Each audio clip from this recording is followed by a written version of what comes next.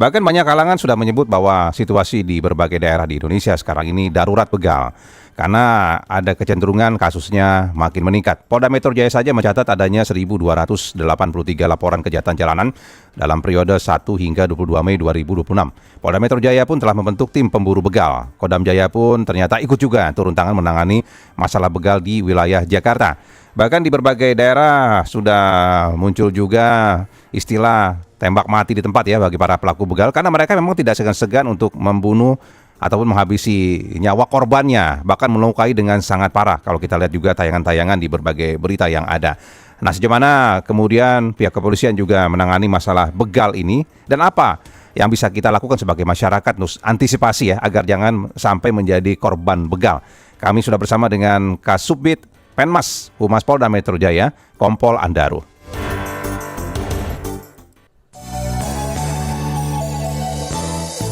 Wawancara Pro 3. Pak Andaru, selamat pagi. Selamat pagi. Pagi, Pak Andaru. Jadi kalau perkembangan kasus begal di wilayah Jakarta seperti apa ini sekarang, Pak? Oh iya, jadi kami laporkan menanggapi maraknya begal Ya. yang ada di wilayah Jakarta ini. Seperti yang teman-teman pemirsa ketahui, mulai hari Selasa minggu ini telah dibentuk tim anti begal oleh Polda Metro Jaya. Dan kami terus mengupdate bagaimana kinerja dari tim begal ini mulai dari Selasa. Setiap hari kami update berapa yang ditangkap, bagaimana proses pengamanannya. Dan ini terus diaktifasi, embrionya ada di Polda Metro Jaya, kemudian diaktifasi di seluruh Polres jajaran dan Polsek Polda Metro Jaya. Namun, hal itu merupakan langkah yang terakhir. Langkah represif dilakukan ketika langkah preventif dan preemptif telah dilaksanakan. Selain hal itu, kami melaksanakan strategi preemptif, yaitu bagaimana kita berkolaborasi dengan masyarakat di Jakarta dan sekitarnya untuk membuat pos kampling melalui Sabuk Kamtibmas untuk mencegah. Kemudian kami juga melakukan patroli rutin. Pak Kapolda ini memang sudah dari beliau menjabat mengaktifkan patroli melalui Sabara dan polsek-polsek juga Brimob dilibatkan melaksanakan patroli. Kalau dulu fokusnya kemudian tawuran, maka tawuran dapat berkurang jumlahnya sekitar 60% jumlah tawuran melalui rangkaian preventif ini. Namun ketika ada mulai isu yang diangkat di publik, yang mulai mencuat yaitu begal, patroli ini, strategi preventif ini juga diarahkan untuk mengintervensi kejahatan-kejahatan jalanan supaya tidak terjadi, gitu Pak. Ya. Nah, tapi dari kecenderungan kasusnya, apakah memang ada peningkatan untuk aksi begal di wilayah Polda Metro Jaya, Pak Andaru? Oke. Menurut year on year, mulai periode Januari sampai Mei, kita bandingkan ya tahun 2025, itu ada 5.352 laporan polisi terkait kejahatan jalanan. Nah, kejahatan jalanan ini bisa dari pencurian biasa, pencurian pemberatan, dan pencurian kekerasan. Termasuk begal begitu ya, Pak Andaru ya? Ya, kalau kita berbicara konotasi begal itu tidak ada di dalam bahasa hukum delik. Cuman bisa kita samakan itu seperti pencurian dengan kekerasan. Itu bisa seperti jambret karena menggunakan kekerasan, atau bisa juga pencurian menggunakan senjata tajam atau senjata api. Nah, periode tahun 2026 dengan periode yang sama, itu kasus curas dan curanmor sekitar berkisar 7.510 laporan polisi. Nah, proporsinya, saya jelaskan proporsinya sekarang. Kita berbicara, saya mengimpun data dari tanggal 1 sampai 22 Mei 2026. Nah, dari 1.283 LP di jajaran Polda Metro Jaya, LP curas terdapat sebanyak 27 LP. Jadi 27 LP dari 1.283. Memang sebagian besar LP ini ada di pencurian pemberatan dan curanmor. Nah, jadi sebenarnya kalau dibandingkan proporsi, pencurian dengan kekerasan ini memiliki proporsi kurang lebih 1%, Mbak, 1-2% ya dari total LP. Namun memang dari segi persepsi keamanan ini cukup mengkhawatirkan. Ya, karena kan mereka kan tidak segan-segan melukai ataupun Ya, membunuh korbannya itu. Pak Andaru itu yang ya, mengkhawatirkan masyarakat betul. begitu ya, Pak Andaru ya? Ya, Ya, itu tidak segan-segan untuk melukai masyarakat ya, masyarakat. Nah itu tentunya memang dari dulu kegiatan pencurian dengan kekerasan mungkin beberapa puluh tahun yang lalu lah, itu memang menjadi sebuah hal prioritas ya, bagi kepolisian untuk menangani.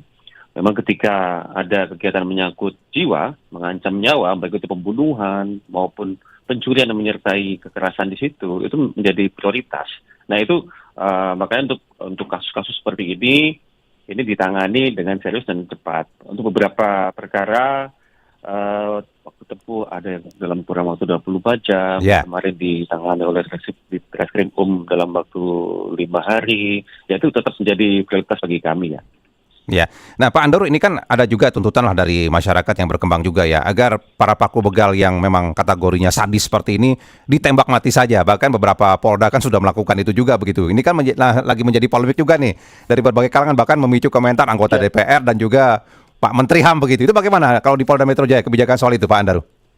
Iya, tentunya di Polda Metro Jaya akan mengikuti kebijakan yang dianut oleh Polri dan negara Indonesia sebagai negara hukum. Ya, Sesuai dengan Undang-Undang Polri Nomor 2 Tahun 2002, tentunya dengan KUHP, ada tahapan penindakan terhadap orang-orang yang diduga melakukan kejahatan.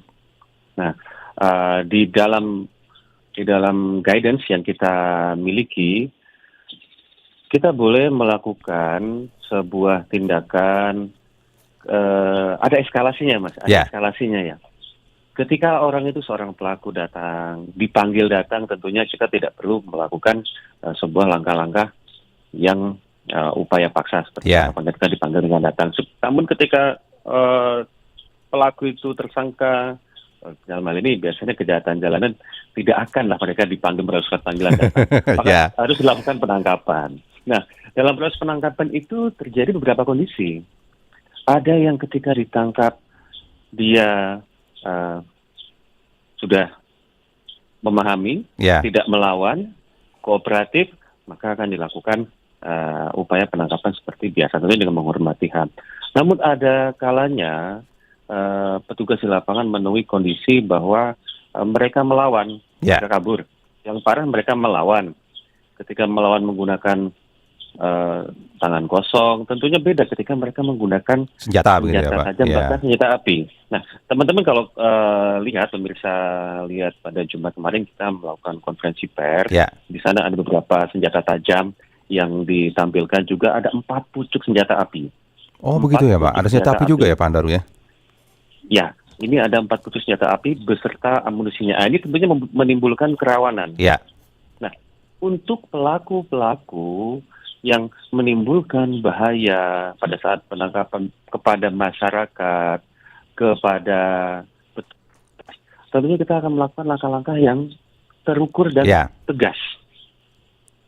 Nilainya adalah stressing poinnya di sini adalah jangan sampai mereka dengan sarana yang mereka miliki itu dapat melukai jiwa orang lain, ya, baik itu warga masyarakat maupun petugas yang ya. sedang melakukan penegakan hukum. Nah, ini tentunya ada Ada pertimbangan-pertimbangan ada kondisi di lapangan lah begitu ya, itu, Pak Andaru ya? Jadi tidak dipukul rata, harus melakukan seperti yang dikatakan tembak di tempat segala macam. Nah, ini pertimbangan petugas dalam melaksanakan menilai tindakannya adalah Ya. juga tentunya dari kondisi yang ada, dari apa yang dilakukan oleh pelaku. Seperti itu, Mas Zaini. Iya. Nah, Pak Andaru, kalau dilihat dari para pelaku begal ini, khususnya yang mungkin yang melakukan perampasan sepeda motor misalkan begitu ya. Nah, ini kan mereka kan kemudian ada yang menerima sepeda motornya atau penadahnya begitu ya. Bahkan ada yang punya senjata api segala. Ada indikasikah bahwa ini memang sudah menjadi sebuah jaringan atau sindikat begitu, Pak Andaru? Nah, membahas hal itu, tentunya saat ini tim sedang melakukan pendalaman. Oke, ya. Memang dari awal kita dapatkan dulu pelaku utama, ini yang bisa kita lakukan dalam proses penangkapan dan penyidikan, Mas. Ya. Kita lakukan dulu penangkapan pertama, dari situ kita lakukan pengembangan, baik itu penadah motor,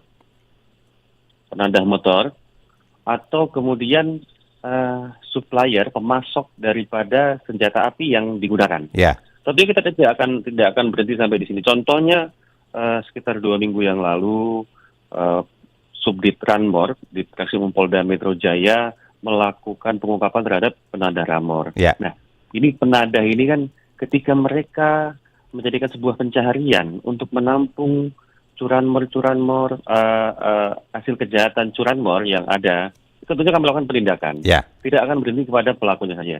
Begitu juga pada pelaku yang menggunakan senjata api.